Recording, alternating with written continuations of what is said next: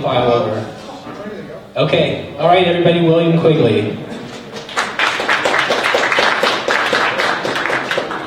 You all hear me okay? Okay, good. Let me see if I can get this thing to work. So I'm going to cover two things here. First, just a general state from maybe a venture capitalist perspective of what's going on in digital currency.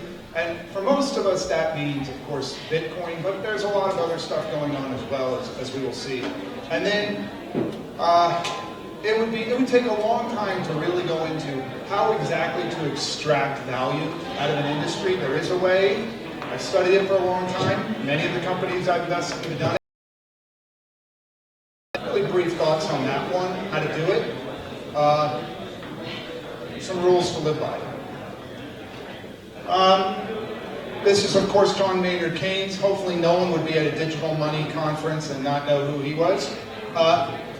This is a good quotation. The part I like and I think is most appropriate to what we're doing here, which is in the cryptocurrency space, and it's putting a lot of new tech into an incumbent industry. That's going to be the focus of the next few slides. So obviously, you've seen a lot of these things. There are a lot of good ideas. As Keynes said, don't worry about the good ideas, those will come. You have to escape from something, however. By the way, within all areas of finance, that outside was Bitcoin, it is very surprising to me how much innovation there's been in the finance space.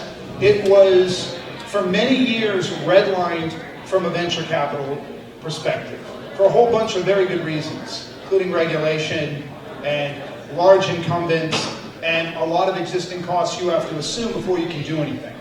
But most of these companies have started in the last, call it 5 years, and that's super impressive. Okay, so every decade or so, and this has been going for about 60 years, there's 1, 2, or 3 $100 billion businesses created, and it's been pretty consistent, particularly around technology. 100 billion, and I mean market cap, not just revenues. But no such luck in the finance space, in Web 1 or Web 2. And there's a reason why. It has something to do with this dog.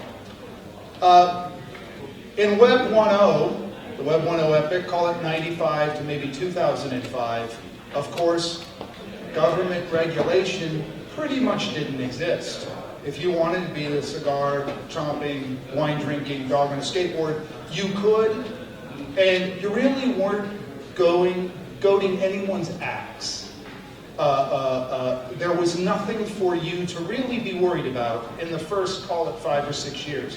In fact, at Idea Lab, we even found we were co-opting in the early years many retailers. You all remember Walmart and PetSmart. Those actually came to people like us. We did PetSmart, another firm did Walmart, and said, why don't you guys just run the internet business for us? They didn't want much to do with it. They didn't really understand it. That was a good time for startups in this area because, of course, you could do just about anything and not be interfered with. This was pretty much the mentality of the government.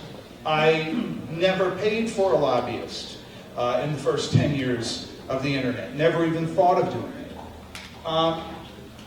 That's really changed, call it in the last 6 or 7 years, especially post the 2008 financial crisis. A lot has changed.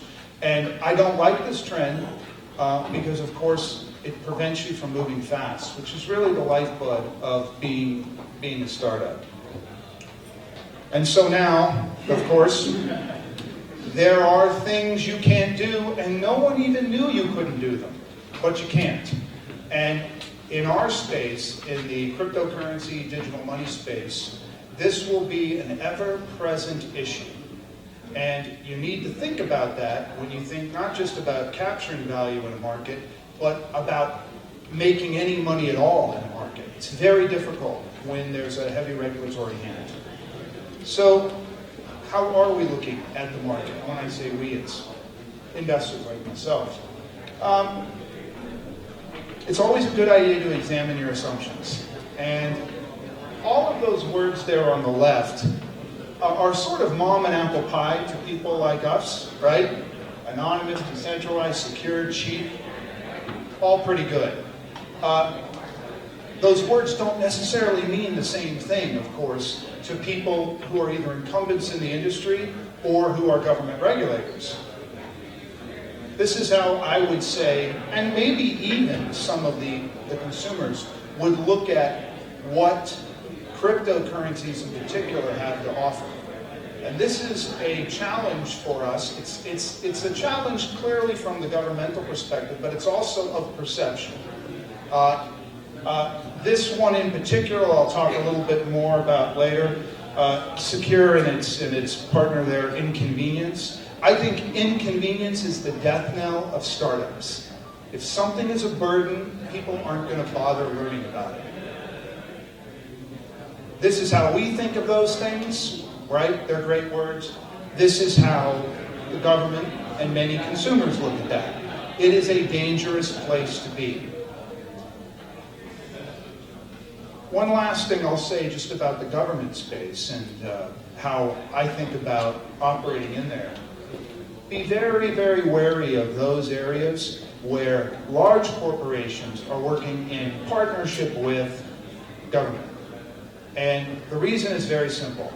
When you have to draft legislation, if you're a large business, and I was at Disney many years, and we made an art of this, you always make sure to draft them in a way that's incredibly burdensome for small companies. Because, of course, that way you shut them out. And we are already seeing this. If any of you actually touch the consumer for your cryptocurrency or digital money startup, you know what the acronyms KYC and AML mean, right?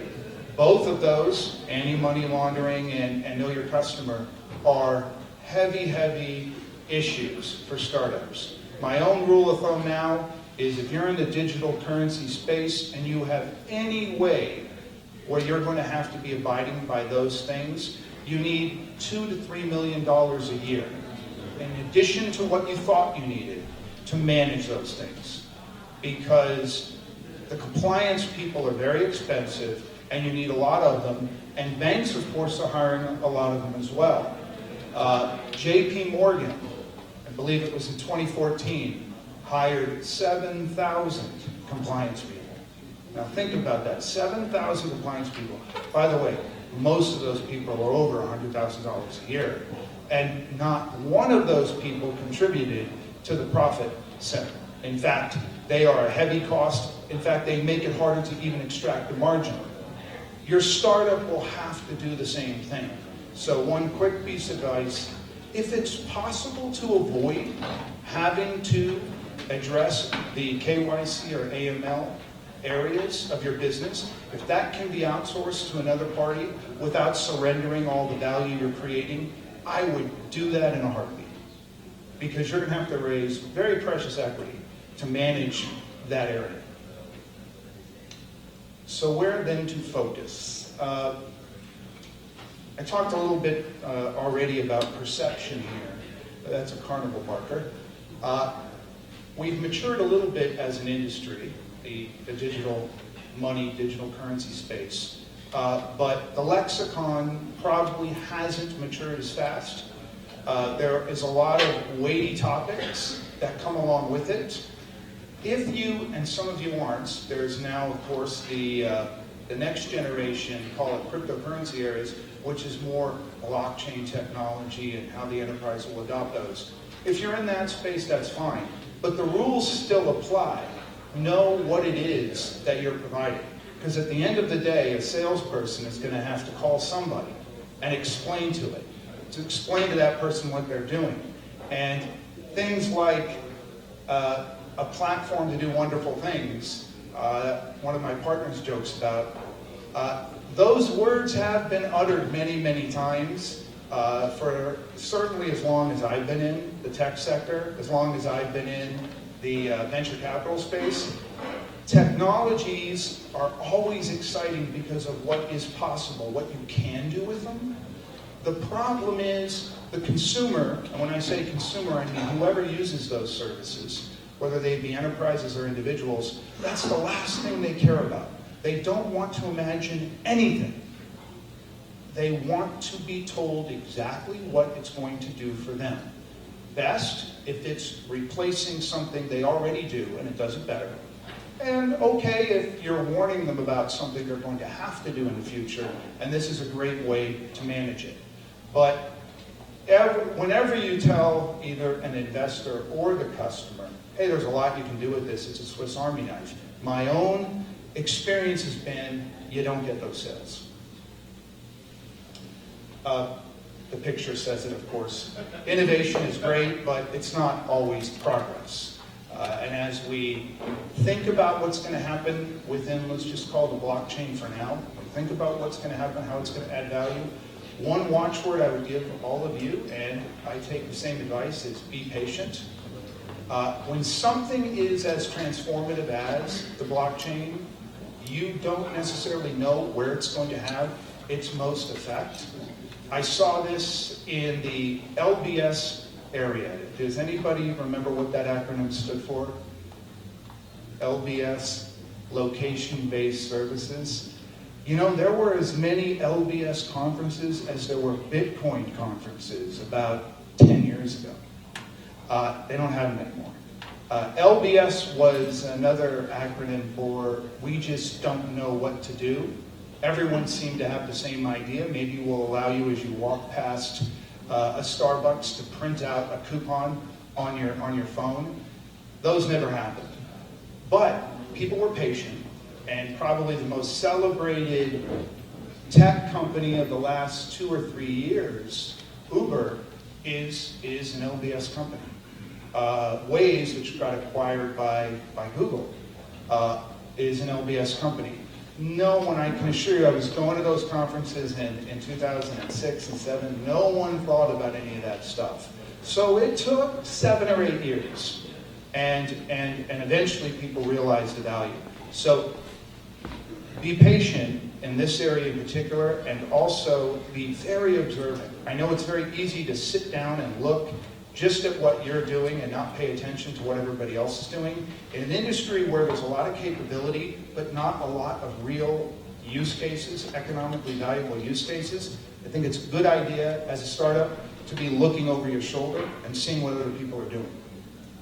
So as I said, there'd be a few areas I would touch on with regard to value capture. It's a fascinating area, by the way. A lot of economists have looked at it, and VCs look at it all the time. It's one of the areas which is most easy for venture capitalists and entrepreneurs to blow it royally. Because at the end of the day, you can create billions of dollars of value. Billions of dollars of value. And it can be very evident value. And your startup is worth zero unless you capture that value. And then you have companies who create very little value, but they capture an awful lot of what others have created. And there's many good examples of this. So this is an area in particular we should pay attention to. And as I said, it's a difficult subject and one that takes a lot of great thinking, but you should pay attention to it as you're developing what you want to be. One point of view I've always had in this area is convenience over better, right? No matter what, particularly in the consumer market, convenience seems to always trump. I was in the music industry for a number of years when I worked at a studio, and our focus was always on, obviously, better bands, but also better sounding music, right? You wanted it to sound good. Partnerships with the electronics industry. So then comes along MP3, and I couldn't imagine that being a successful format. It sounded like absolute shit, and it still does. But people started coming to me, eventually a guy who actually bought the domain, mp3.com, and explained to me, I know it's terrible, but a lot of young people don't know what good music is, and they never will. But I'll be able to give them junk whenever they want it. And as it turned out, of course, pretty much that is the industry standard now. It's the MP3 format. So awful quality, highly convenient, that one. As far as the interface goes, of course, this particular area has gotten a lot of focus because of the rise of mobile applications and how difficult it is to engage with people with a mobile application. It's an endless pursuit. You're never actually great at it. But the good news for us is that, in general, the digital money space is so horrible in this area that it's not hard to do better. Just remember that. You know, I don't know if Steve Jobs would have been successful in any area he worked in, but I do know this.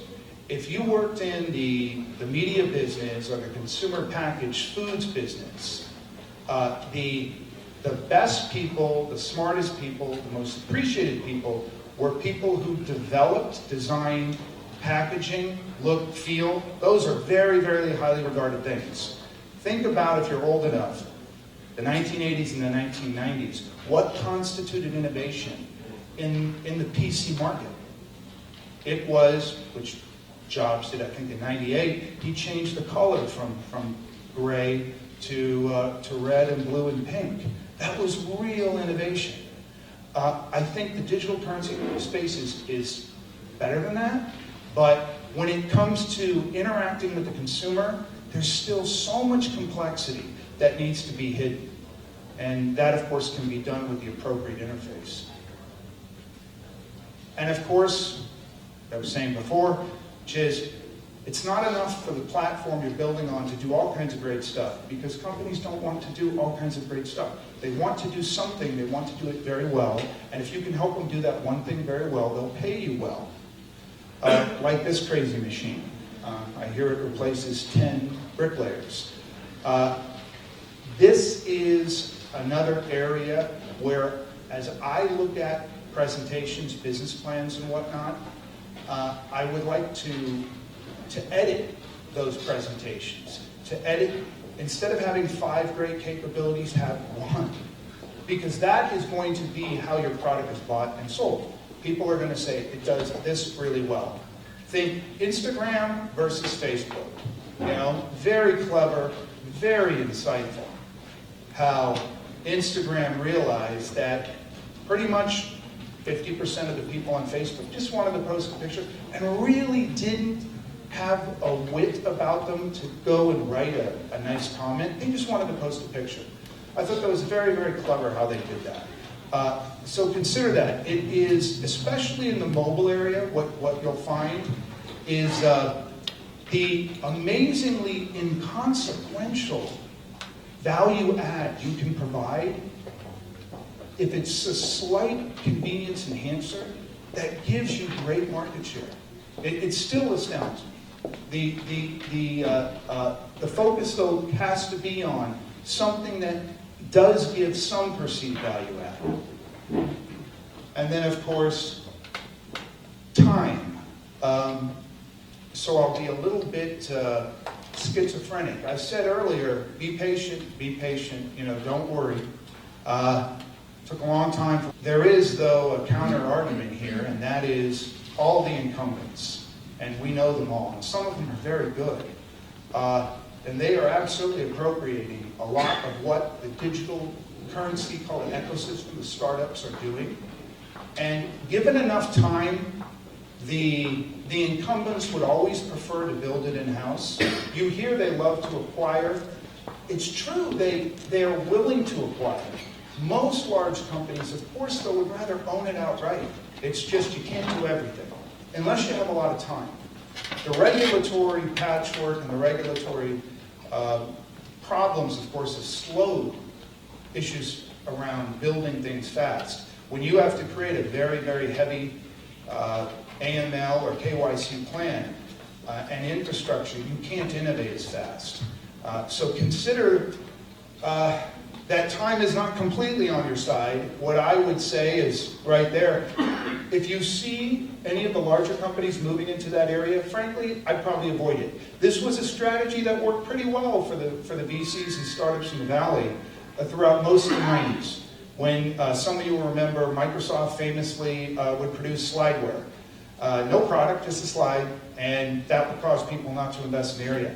But there are plenty of areas that are not being encroached. Those are what I would touch. And lastly, never forget about the exit. One thing that I find wonderful about the digital currency industry are the sheer number of potential acquirers. In many sectors that I have invested in, there have been 2 real acquirers and maybe 2 pretend ones, that maybe every once in a while. There are literally several hundred, and especially overseas, you are seeing companies in Europe and Asia acquiring startups in this sector. So this is a good thing to do. It also allows you, by the way, to simplify your business somewhat. Of course, if you want to create that $100 billion market cap company, great. But if you are able to predict where some of these companies' product plans are ultimately going, and you can give them a 6-month or a 12-month head start, you'll get acquired. Those are my remarks. Thank you.